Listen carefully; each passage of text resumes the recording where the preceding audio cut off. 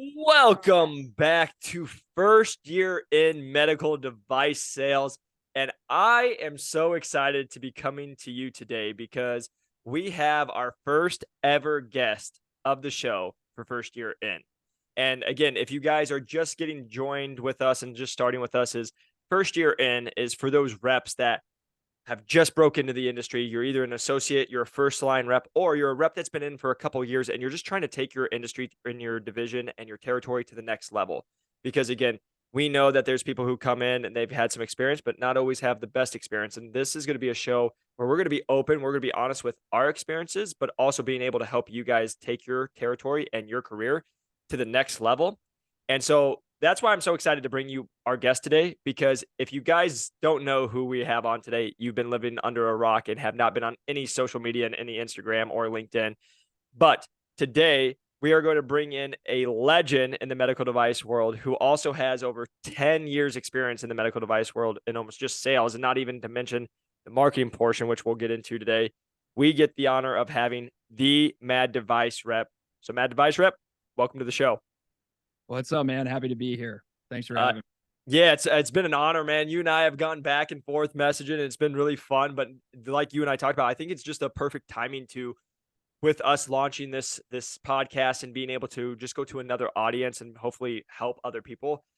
I was so excited to have you be our first guest because you're an absolute legend. You've been able to be in this game for a long time. You've seen a lot. And so I'm just so excited to have you on and being able to share your experience here today.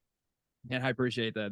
That's generous, but I'm glad we're finally making this happen. I think we've been talking about it for almost a year, and then we just had new things happen and kept having to shift gears. So glad. Yeah. It all finally lined up. And even like, just so you guys know, we tried to do this. And as we were talking about, we were laughing, we were trying to get it set up. And then we both had things come up in our jobs that we had to redo it. And we joked around at, we're like, we thought these days were supposed to be easy once you get in. And that's the, what you hear from everybody is once you break in, your life gets way easier. And it's like, no, we actually have jobs and we actually have responsibilities. And so getting into it, but yeah. So Med Device Rep, for the people who don't know who you are, can you just give us a little bit of background about who you are, what you do, what your brand is, and kind of going in there, and then we can dive into it.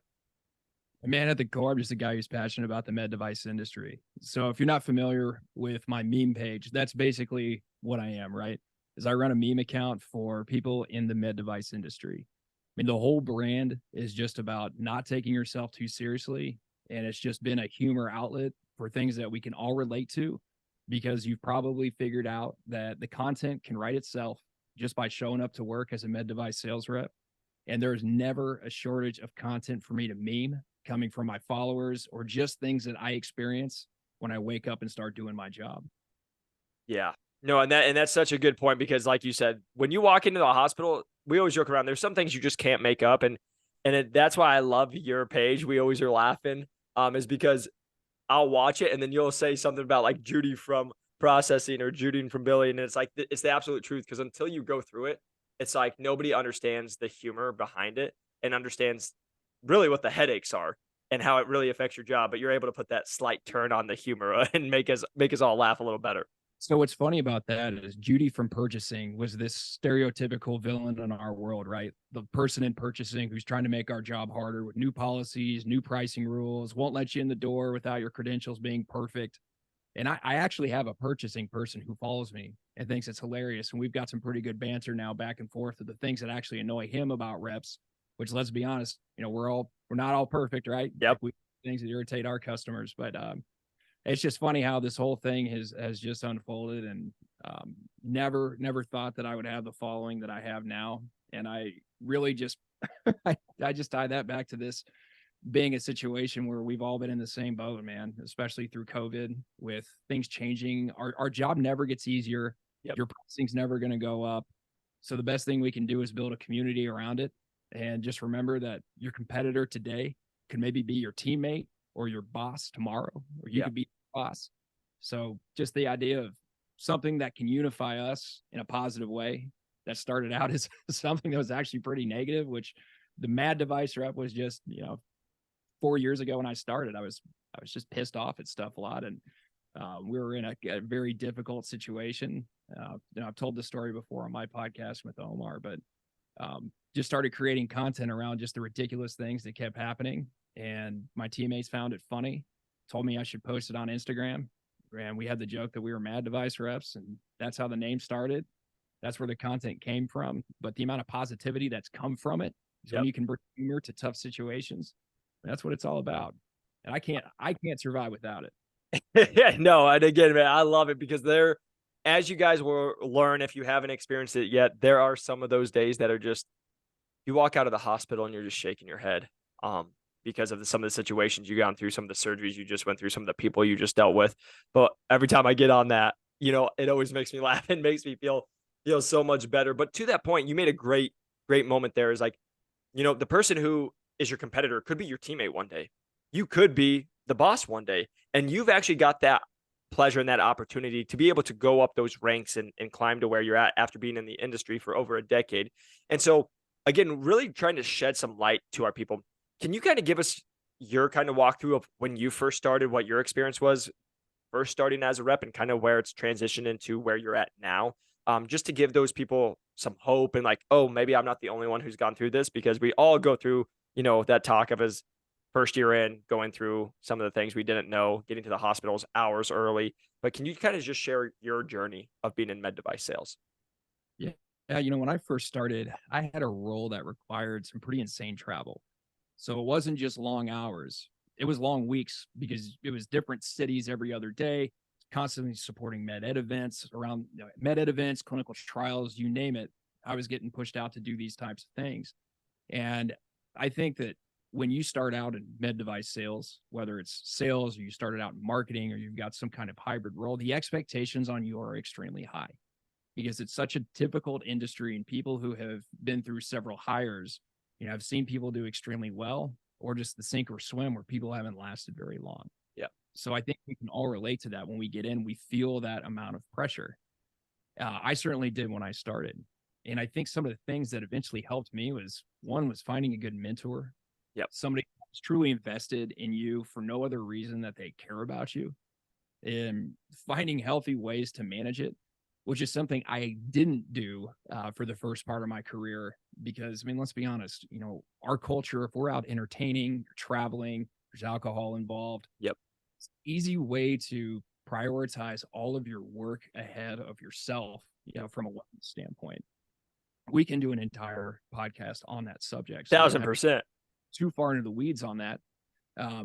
But once I found a support network, from both a people standpoint and a way to take care of myself, that's when things started moving forward much more efficiently, effectively, and it really just helped move the career along.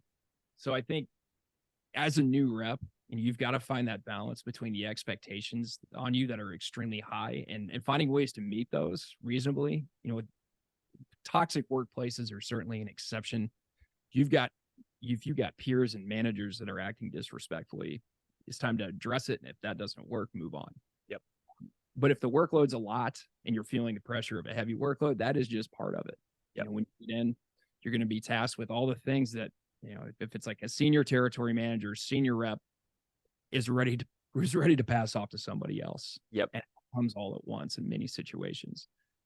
So the other thing I'd recommend that, again, I didn't do right away, but I do now and I do it well, is staying organized. So what that looks like in 2023, man, there's an app for everything. Yep. And so what I use now is Notion. This company I work for does not have a great CRM. And I think that that's pretty universal. If you use Salesforce, you use like Oracle or something else, they're just, they're enterprise heavy. They're not super user friendly. I use Notion. I use it to organize all of my customers, every deal stage, everything that I've done at each account. I take notes in it before I leave a hospital. Get organized. Even if it's just starting with organizing your car. There's a running joke on my page that our cars are an absolute disaster. And if somebody posts a picture of their car and it looks clean, we joke they're not a real rep. That's not my car's actually clean now. So you can certainly start small on these things. Even if staying organized just means that keeping your desk at home nice and tidy to start out with. Yep. Don't have to make it complicated. One step at a time. Yeah. And no, you made so many good points. I just am going to touch on a couple, but number one, like you said, I think it's the biggest thing that you have to learn is going into finding that balance between you time and work time as you first start into this industry. Because I can tell you there's not a lot of it. Like we talked about, it's drinking from a fire hose all the time. Like for example, if you guys don't know my story, I came in as a full line rep for the largest company in the world, which was underperforming at the time, and I came from being a personal trainer. So my days started because I was a personal trainer. Fitness has always been big to me. I knew that my evenings and afternoons were screwed. I would never be able to do anything with that. So I woke up every morning at 4 a.m. I'd be at the gym at about 4:40, 4:30, and I would knock out my workout by about 5:30, 6 o'clock. And then I would be starting my day with getting ready to go to hospitals because at the time I didn't know my hospitals. I didn't know my accounts very well. So again, if I had a surgery at 7, I needed to be there at least an hour early because it was a lot of times the first time I'm going there and I needed to find my way through the halls and doing that. But the reason I just wanted to mention that is because it is going to be a lot when you guys first get started. Like you said, there's a difference between feeling like you're being abused and all this stuff and like a hostile work environment compared to it's just a lot of work. That is part of the job. But the reason I wanted to mention on that is because you made a good point. Just getting that balance. I now all the time I travel. I was just in Greece again. Hard life we live, but going to Greece, but going to like I had I did 9 trips in a matter of 2.5 months, and they Wow. were all over the country. And the biggest thing is how do you stay fit? How do you have the time to go to the gym, and how do you not overindulge? And so, again, just I wanted to share this with everybody as a young dude who's done this. Is for me, it's I'm up at 5 or 5:30 no matter what. Depending on like if we got to leave by 7 or 7:30, depending on when those events are. There's been times we've been at the stand at 6:45, right? But it's always no matter what, I'm at least doing 30 minutes of movement in the morning. Even if that's waked up, I wake up and I'm absolutely just slammed and feel horrible. I just get on the treadmill for 30 minutes and walk. Put an incline, walk, move for 30 minutes every single day. I usually will fast in the morning, maybe have a coffee, and then by lunch, just try to have a decent, like high protein meal. And then almost every dinner is usually a salad or a high protein deal. And then, like, again, if we're out for 4 or 5 days, I'm only having alcohol, trying to have it just once, or I limit myself to 1 or 2 glasses a night. Because otherwise, like you're saying, this is where people will text me and they're like, how do you do this? Is they stop working out, they're traveling all the time, they eat crap because they're at all the conventions, and then you don't have any time to have for yourself, and then you're going to drinking, and then people go get drunk, and then they do that 3 nights in a row, and they wonder how they're gaining weight and they're not being able to be healthy. So I wanted to touch on that, and you can speak to that too, man, because you've lived this life. But that was such a great point, and I know there's a lot of new reps in here, and they're like, I don't really know how to handle that, or I'm in my own territory. I just don't know how to get my own workout in and live. But a lot of times the answer is just get up earlier. Yeah, absolutely. And just speaking from my own experience with that much travel and trade shows and back to back nights where you're out having a good time, it's ideas. You don't have to avoid having a good time. We all do it. Yep. It's just how do you find that moderation where it's not consecutive? And I think that was something I understood very poorly. I was heavily reliant on Adderall to prop me up, which has an expiration date on it. You Yep. cannot live your life that way. I wasn't getting good sleep, which, especially as you get older, that compounds over time. I've got an entire podcast about this on the Mad Device podcast about kind of my own experience with wellness in the industry. But that is something that people have to be aware is not taking care of yourself back to back has a cumulative effect and it will catch up with you. Maybe not Yep. right now, but it eventually will. And it's very counterproductive. So if you Yep. can find that moderation, and there's no secret formula other than just being able to have some impulse control on it, which I swear I am not being preachy because I still have trouble with it. I'm just more conscious of it. Yep. Just I'm not a mental health professional by any means. So, when you start talking about things like Adderall, make sure you're talking to your physician if you're making any changes. But that was a huge thing for me, was completely coming off of it and just finding other ways to stay disciplined. Just making sure that you're not using something as a crutch that isn't meant to be used that way. Yeah. No, exactly. Just the last thing is what you mentioned of moving 30 minutes a day. So when it comes to taking care of yourself, going back to you don't have to overcomplicate it. That is a very easy way to do it, even if you're just walking, right? Yep. Because it's the something is better than nothing mentality, and it will help. And it'll help with your mental clarity, especially when you are under the gun and you have some extremely stressful situations and problems to solve. Yep. Exactly, man. And I say that because when I'm traveling, like I've been very fortunate with our career and where I'm at with my company. I travel international a lot of times. So you're on time zones that are different. I'm getting on 3-4 hours of sleep. You're screwed. You don't want to work out, but it's at least just move your body 30 minutes. And like you said, I don't overcomplicate it. There's days I've woke up and I'm like, I'm messed up.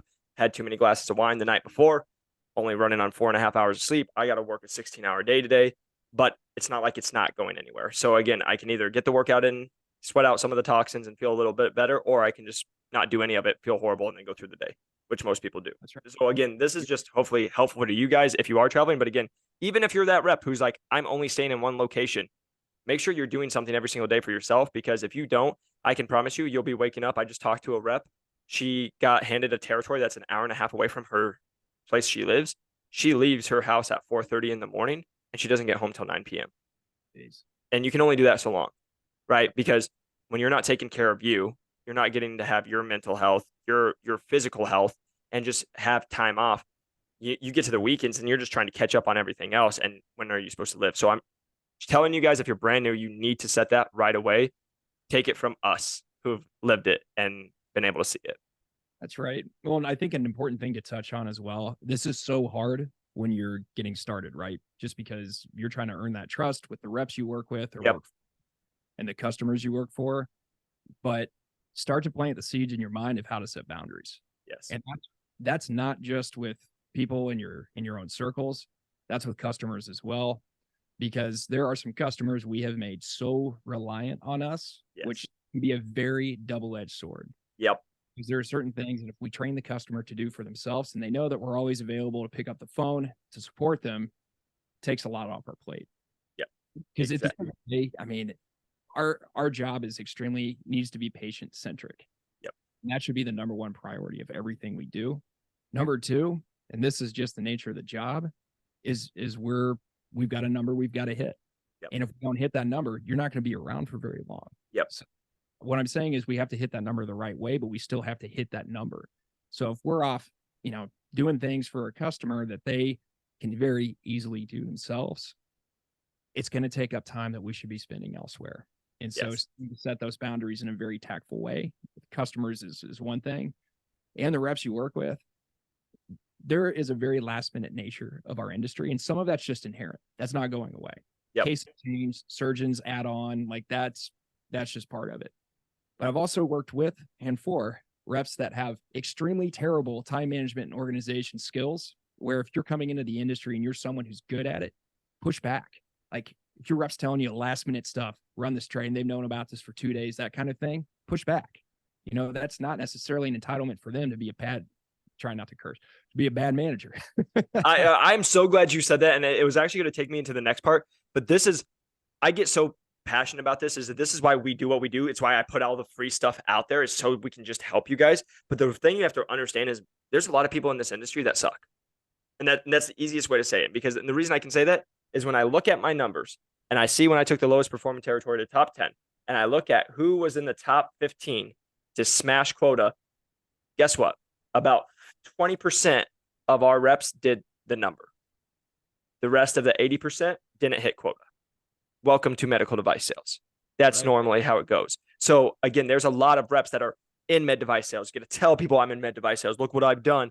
It's all about brag or whatever it is, but they're not doing their job. So again, if you are somebody who's coming in and your rep is not great, first off, that's unfortunate and I feel bad. But number two is, if you're doing certain things, it's okay, like Med Device rep said, to challenge that, because if someone's being lazy, that's only going to affect your life. Now, that also I have to piggyback on, and I do just need to swing on this side of it, is I get calls all the time from associate reps who are like, my TM just didn't run a tray and now they're making me do it, but they could do it. And I'm like, but that's your job. That's why you were hired. Yeah. Right. And so the one reason I'm going to say, yes, if they suck, you need to call them out on it and doing that. But number two, you have to understand, especially if you're an associate sales rep, you were hired to do the grunt work. You were hired to cover cases they don't want to cover accounts they're not wanting to deal with right now that anybody could pretty much run by itself. And you're there to run all the trays and do the late night stuff. That's why you were hired. Otherwise, they would keep doing it and keep the money. Right. And especially if you get in that distributorship route. But the reason I'm saying that is there's too many associates I talk to that come in, they'll do it and they're like, oh, I'm ready to go 3 months in. And then month 5, 7, 9, I'm getting calls and being like, my TM's not doing it. It's making me do it all. And I'm like, yeah, you're the associate. You got to earn your stripes. And so I did need to just mention that, because there's so many people I hear that are quick to talk about how their TM sucks or their manager sucks. But then when they're the ones having to actually do the work, they're just mad because that's what they signed up for. And 3 months ago, you were fine with it, but now it's 3 months in and now you're not as quick or as fine with it. Yeah, and I think a lot of that comes down to expectations that Yep. gets in the hiring process. And I Yep. think sometimes when we are trying to land a very talented candidate, we have a tendency to want to bury some of the more terrible things that associates have to do. By terrible, I mean just very inconvenient last minute things, not like, unethical things. Yeah, no, exactly. And I think there needs to be a balance, and it needs to start with the hiring process, and sometimes it does. And so once that process is done, you're in the job, Yep. regardless of the expectations were set. So you've got to find the balance between the things that are truly designed for you to do, in the way that things could be improved. Like Yep. bad communication, that's not part of your job description to endure that. Like Yeah. if you get somebody that is a very terrible communicator, that's something you can try to address. I highly recommend finding a tactful way to do it. Honestly, I think that's one of the biggest challenges for new reps or new associates and reps who have either never managed an associate or have just gotten away with not doing a very good job developing. Because the truth is, and I think certain big companies are getting better at this, reps are not trained on how to manage people. And when you have an associate territory manager or an associate rep, a clinical specialist, whatever the role is, that technically rolls up to the regional manager, but is managed day to day by the rep, there's not a whole lot of training on that. Yeah. So you do have to know how to manage up when you're an associate if you're working with the type that's just not an effective people developer. And you've got to own your own development. One Yep. thing I do a lot is, I've got a lot of associates that come to me as well on my page for advice, just like what we're talking about, saying, hey, like I'm having trouble with my rep.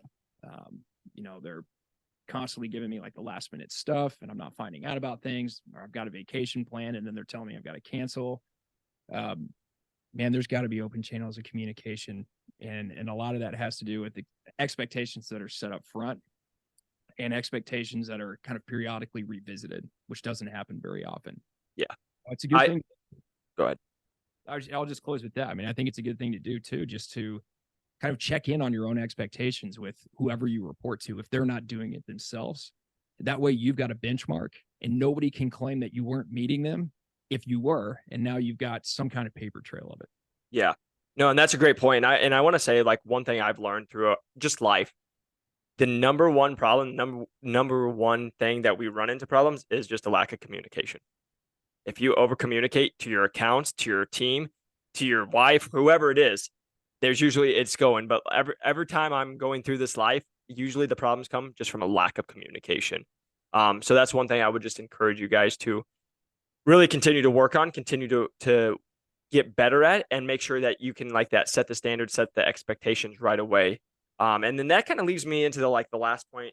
Med device rep is going into your career. We talked to so many associates who are trying to go through that career change of like, hey, of course, some of them are wanting to do associates and then just be reps, or go associates, be reps, and then try to be management. You've got the opportunity to actually go from like marketing, sales, and being management. Can you kind of just talk about your experience and what you kind of see in that career path? Because I know that's a common thing I hear from new people, is kind of like they're trying to get their feet wet, they're trying to get known in the industry, but again, just like everyone, we're all type A's, we're all trying to crush it here, but also think of 10 steps ahead, and kind of just speak about your experience and kind of your advice to those reps. Yeah, absolutely. Because when I first started in med device, I wanted to be a sales rep, and that is the only thing that was on my mind. Yep. What I found out is that I was actually good at doing other things outside of sales and I enjoyed it. Now I'm back in sales and I love sales, but having experience internally managing product lines and building brands and really building product lines, getting that corporate experience and learning how the inside of the business works has made me such a better sales rep.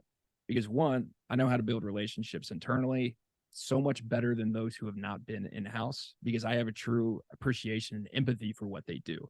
Yep. There's a lot of reps out there who are going to say things like, well, I don't understand why marketing just can't fill in the blank with something really stupid and unrealistic.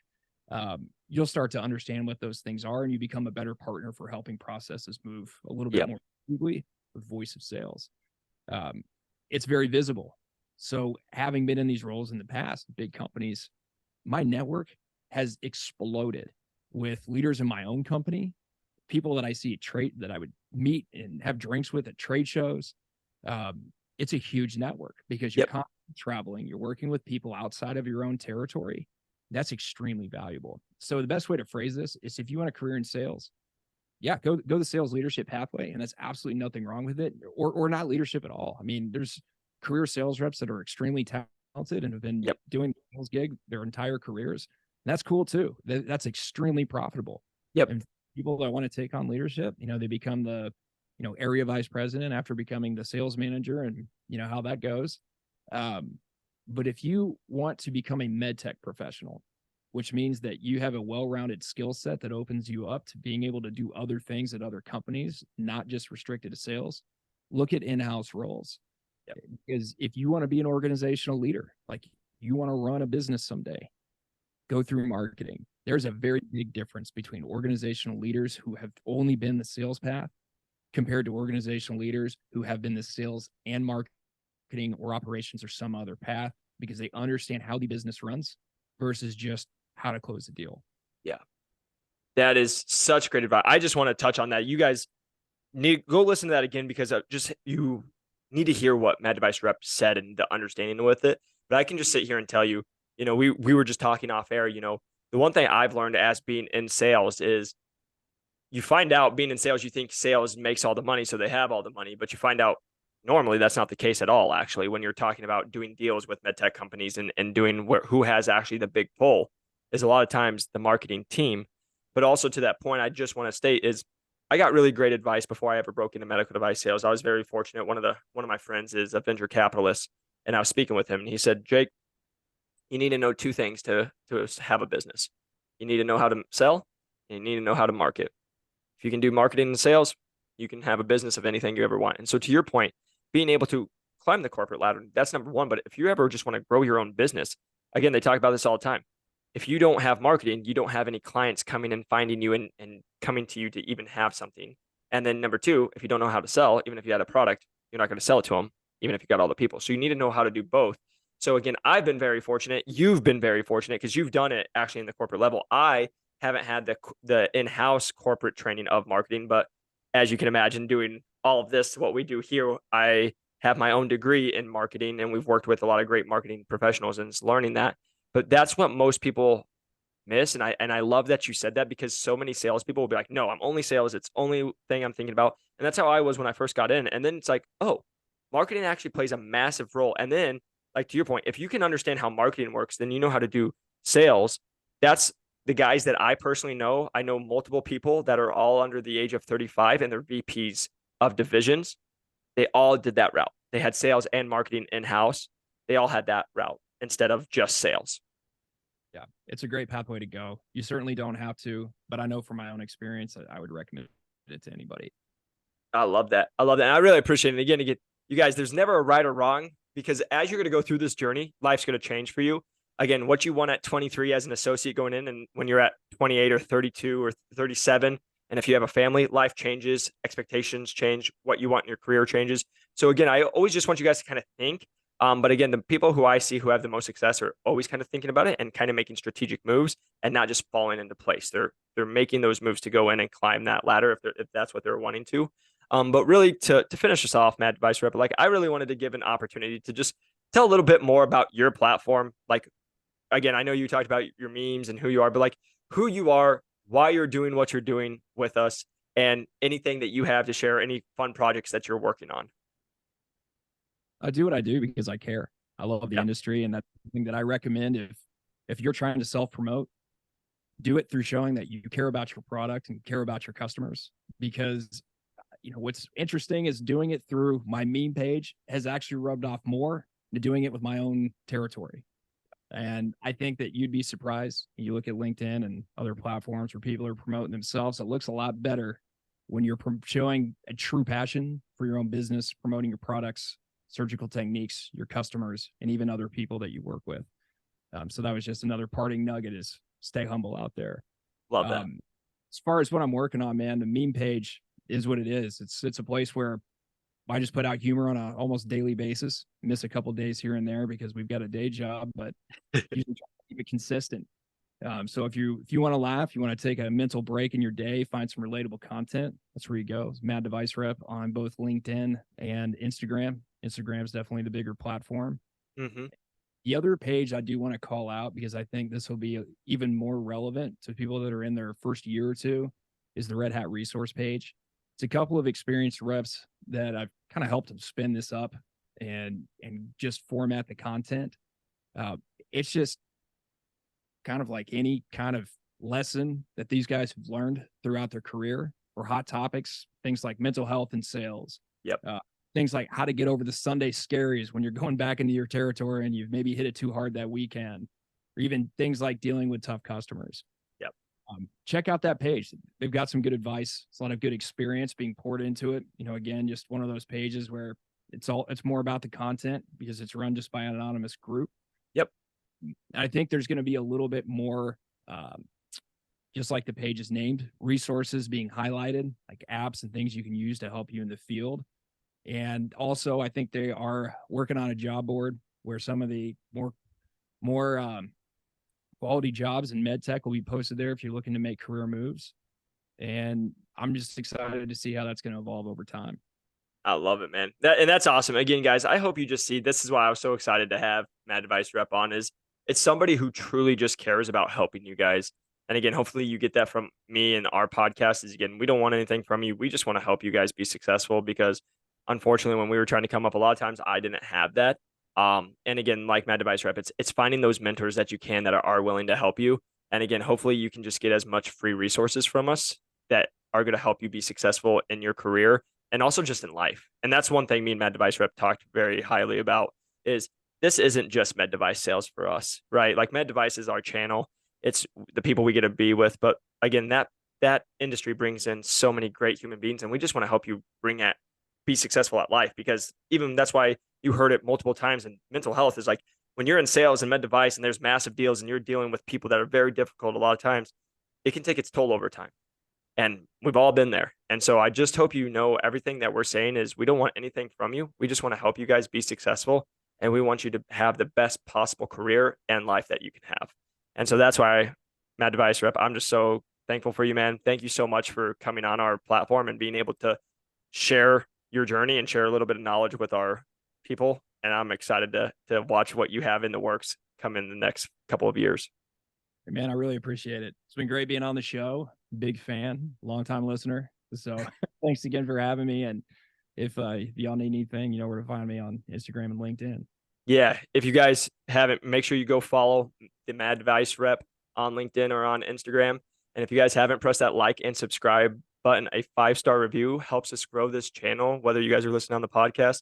And again, just hope you guys know that we're just trying to help as many people as we can. So if you share this with somebody that's in the industry or anybody that you know, we're just trying to help grow you as an individual, you in your career, and you in your personal life. And so again, we just want to say thank you so much for joining in. I can't wait to keep bringing you guys value, and we'll see you on the next one. Peace.